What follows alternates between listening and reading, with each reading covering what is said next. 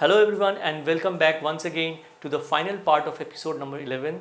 In this particular part, I would be covering few temples in a place called Urithamerur, which is around 22 kilometers Kanchipuram, along with couple of temples in Kanchipuram before we move finally to our next destination, which is Pondicherry.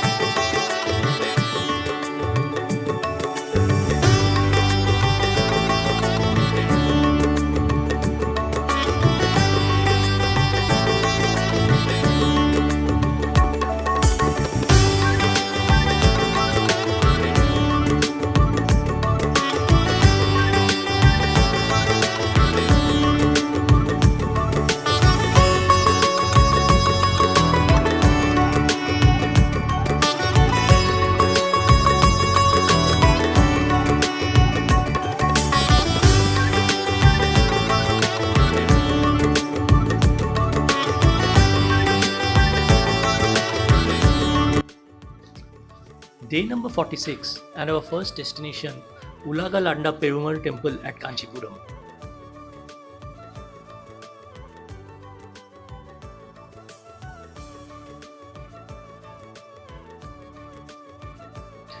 The temple is an example of a masterpiece that stands as a fitting testimony to Tamil architecture.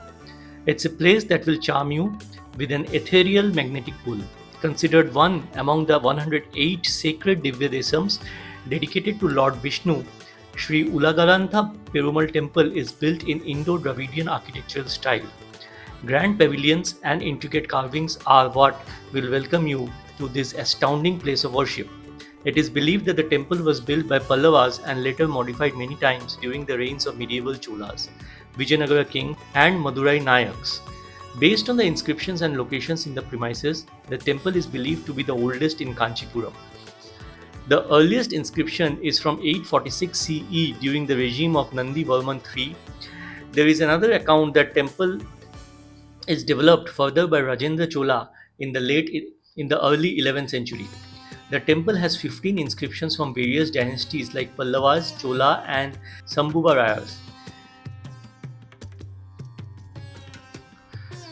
The inscription dated 1110 CE during the reign of Kulothunga Chola I, indicating his visit to the temple and his gift to land to the temple whose income was to be used for the maintenance of the temple. Another similar inscription indicates that the donation of a village by the king on behest of his queen Kampama Deviyar.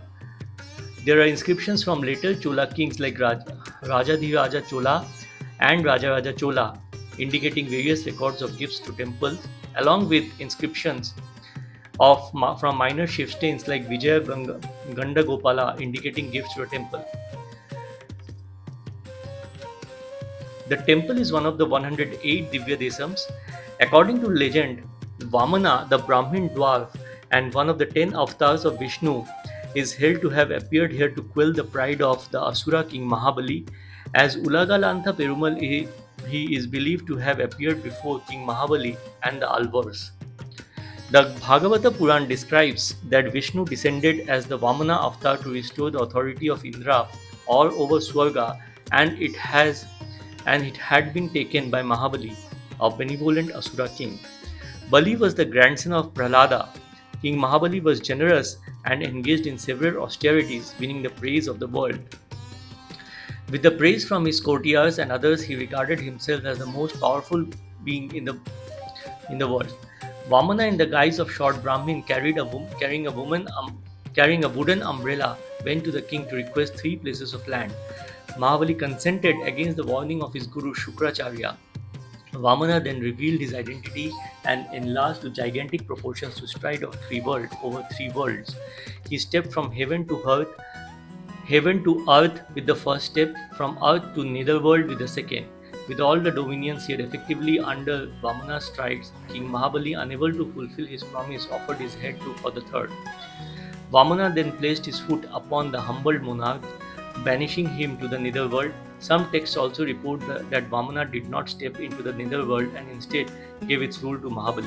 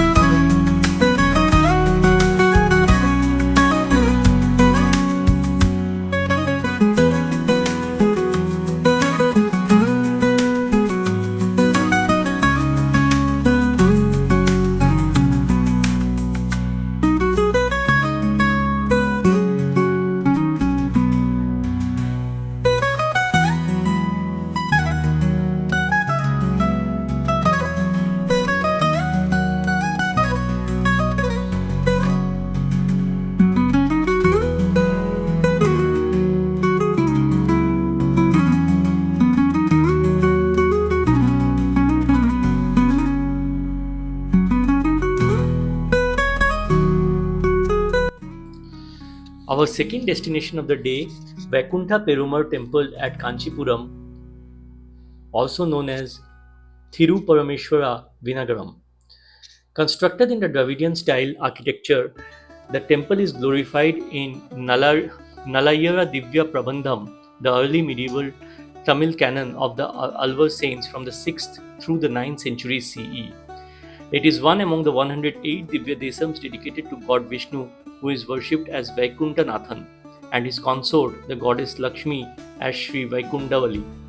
The temple is believed to have been built by the Pallava monarch Nandivarman II, with later contributions from imperial Cholas and emperors of Vijayanagara. The temple is surrounded by a granite wall enclosing all the shrines and water bodies of the temple. According to legend, the region where the temple is located was called Vidarbha Desa and ruled by King Virocha. Due to his misdeeds in preceding birth, Virocha had no heir. He prayed in Kailashnathar temple, and Shiva, the presiding deity of the temple, gave a boon that the Dwarpalas of the Vishnu temple will be born as sons to him. The princes were devoted to Vishnu and conducted yajna for the welfare of the people of the kingdom.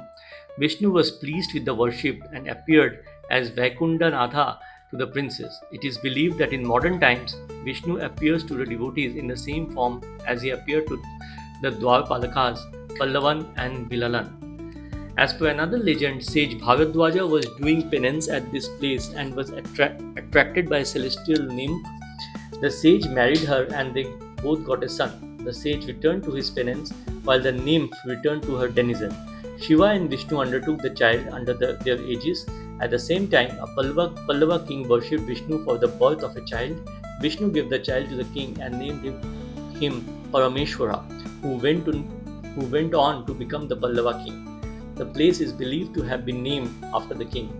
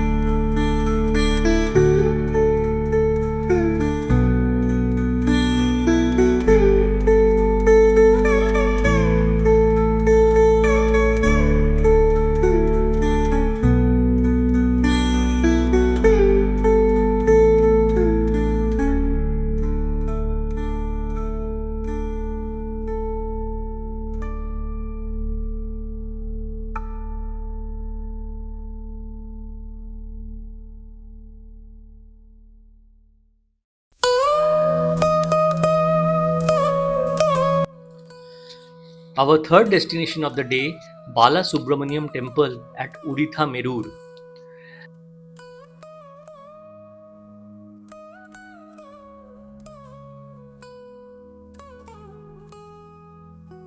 The main deity of this temple is Lord Bala Subramaniam, facing north and west direction. The main deity is 6 feet tall in standing posture of Murugan or Lord Bala Subramaniam with his yell weapon and cock symbol flag aside, while the Vahan peacock at his feet performing the Shiva Puja, wearing a sacred thread, Yajnopavitam and Rudraksha Mala. Also in the Garbhagृham are his consort Gajavalli, a combination of Valli and Devanai, and the Shivalingam which Murugan worshipped after vanquishing the demons. The temple is situated at a place called Urithamerur, which is around 22 kilometers from Kanchipuram city. According to legend, the place on both sides of the river Seyaru, known as Utharavahini, Urithamerur is located on the banks of the Cheyyar river, also called Uthiravaruni. In ancient times, the banks of the river were full of thick forests suitable for sages to perform their penance. The place was called Kadamba Vanam as it was full of Kadamba trees. Sage Kashyapa also established his ashram in this place, but two demons named Malayan and Makaran, who had received boons of longevity, started harassing the sages, including Kashyapar. Unable to stand this, the sage worshipped Shiva as Kadambanathar, who deputed Murugan to deal with the matter. Architecturally, epigraphical evidence suggests this temple dates back to 8th century, built by King Jayam Konda Chola, who might have been a Chola king, but a chief officer who might not have been a Chola king, but a chief officer under the Pallavas. The temple was constructed in the Pallava tradition, quite large in size. The temple has one main shrine, the Garbhagृham for Murugan, and one separate, more recently established east-facing shrine for Ayappan, which is much smaller in size.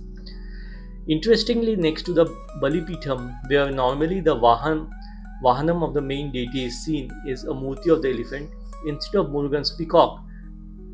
The reason for this is that the elephant represents the gift that Indra gave Murugan on the latest marriage to Indra's daughter Devanai. This temple is considered to be very ancient, and the Sthara Puranam relates to a time before the Samaharam of Surapadmam at Tiruchendur, only after which Murugan took on the peacock as his vehicle and rooster as his emblem. Built in a Dravidian style, the temple has a huge gopuram in front, a prakaram, and a mandapa which takes to the Garbhagriha.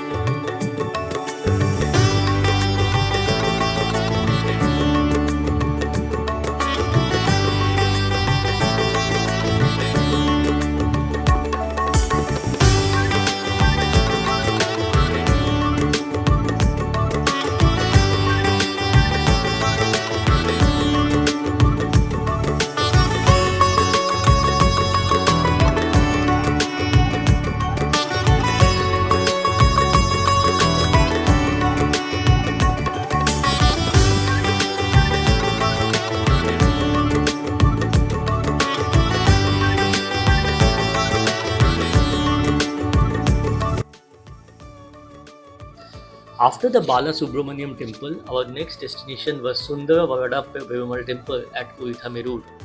The Sundara Perumal temple in Urithamerur, a village in the South Indian state of Tamil Nadu, is dedicated to the Hindu god Vishnu. Constructed in the Dravidian style of architecture, the temple Vishnu is worshipped as Sundara Perumal and his consort Lakshmi as Anandavalli. Across the centuries, the place has been known by various names including Vellai Vishnu Graham. In the Pallava period, Rajendra Chola Vinagaram and Vijayakanda Gopala Chaturvedi Mangalam. The Lord himself goes by other names including Velyamurti Embiran, Rajendra Chola Vinagara Azhar and Sokka Perumal.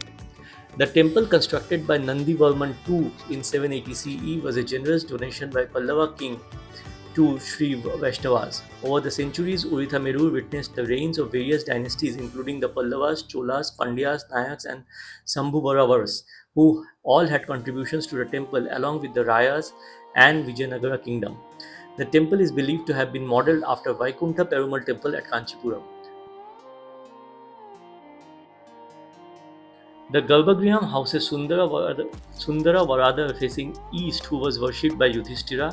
He is flanked on the remaining three sides by Achyuta Varadar, Aniruddha Varadar and Kalyana Varadar, who appeared and gave relief to Arjuna, Nakula and Sahadeva respectively.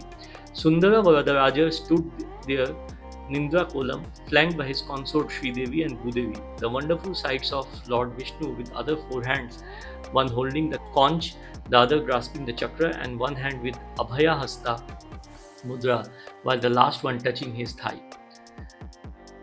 According to legend in Mahabharatam, the Pandavas were in exile for 13 years, including 1 year incognito. During that time, they visited various places, including many temples, and this place is regarded as one of the temples they visited. It is believed that Vishnu and Lakshmi appeared to them as Sundara, Varadaraja, Perumal, and Anandavalli Thayar at this place. The Pandavas themselves had the divine darshan of these various forms of Vishnu. Sundara Varadar, the standing Vishnu in forefront, blessed Bhima with his darshan. Yudhishthira received the divine vision of Vaikuntha Varadar, while Arjun was graced by Achyuta Varadar. Aniruddha Varadar bestowed him Achyuta Varadar. Aniruddha Varadar bestowed his darshan upon Nakula, and Sahadeva was blessed by Kalyana Varadar. It is believed that Andavalli Thayar bestowed her darshan upon Draupadi. Architecturally, a granite wall surrounds the temple, enclosing all its shrines. The temple has a 5-tiered Raja Gopuram, also known as Kolam, the gateway tower. The temple tank is located adjacent to the temple outside the main entrance. Unlike the other temples, the temple has a 3 sanctum in a 2-tiered structure and 3 shrines in 3 cardinal directions in the lower level.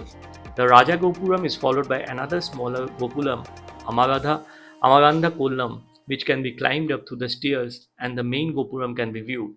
The entire journey through the temple is flooded with stucco sculptures. Unlike the other temples where we could only admire the intricate carvings, here we are able to reach out and touch the splendidly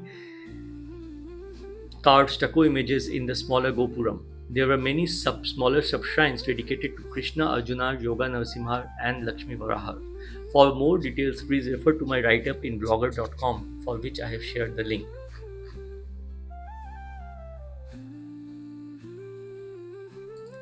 Our last destination, the Vaikuntha Perumal temple at Urithamerur. Could not go inside the temple because of parking issue, but I took some images using drones from outside. This temple is dedicated to Hindu god Vishnu. The temple is constructed in Dravidian style of architecture, and Vishnu is worshipped as Vaikuntha Perumal and his consort Lakshmi as Anandavalli. The temple was originally built by Pallava with later additions by Chola. According to legend, Lord Vishnu appeared in his divine form to bless his devotees and grant them passage to Vaikuntha, the celestial abode of gods. It is said that those who worship at this sacred shrine with pure devotion are bestowed with blessings. One intriguing aspect of the temple is the temple's association with Bhagavata Puran, an ancient Hindu scripture that narrates the stories of Lord Vishnu and his divine incarnations. The temple's pristine surrounding and serene ambience will help you seek solace and inner peace. Architecturally, the temple is uniquely built since it does not have any pillars for the roof to rest. Instead, the roof is directly mounted on the walls of the temple. It is believed the original temple had partially collapsed and was rebuilt by Chola king Kulothunga Cholan. For more details, please refer to my write-up in blogger.com, for which I have already shared the link. So this was our last temple, and after that we moved on towards our journey towards Pondicherry, where we first visited the Pomana Ranade beach, and before checking into our hotel.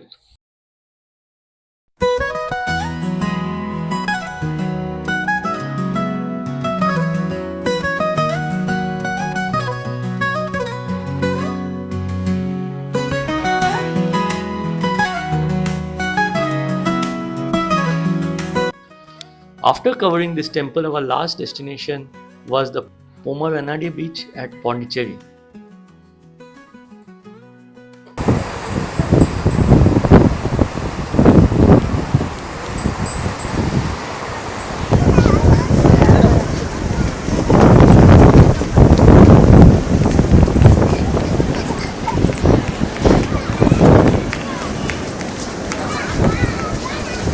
Dada.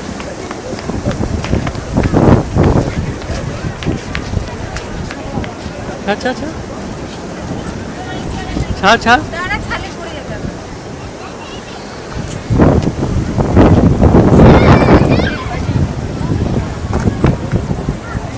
Hey. Hey. Hey, কোথায় আছিস?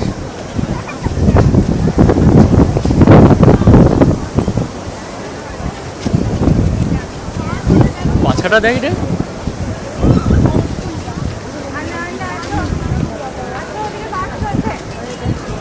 জোটে আছে জোটে।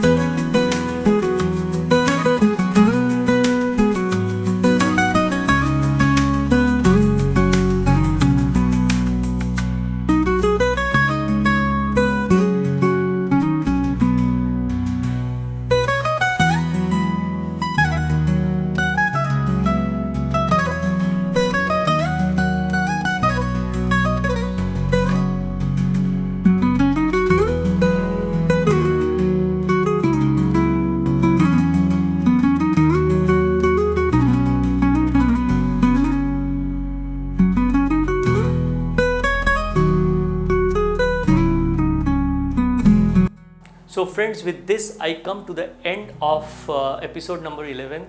I do hope you enjoyed the entire episode, and I would like to thank you all once again for watching my videos and liking them. I would request you once again, do comment on my videos to let me know what should be the points of improvement, so that I can do the necessary changes in my videos. Till the next episode, I would like to say a big bye to you.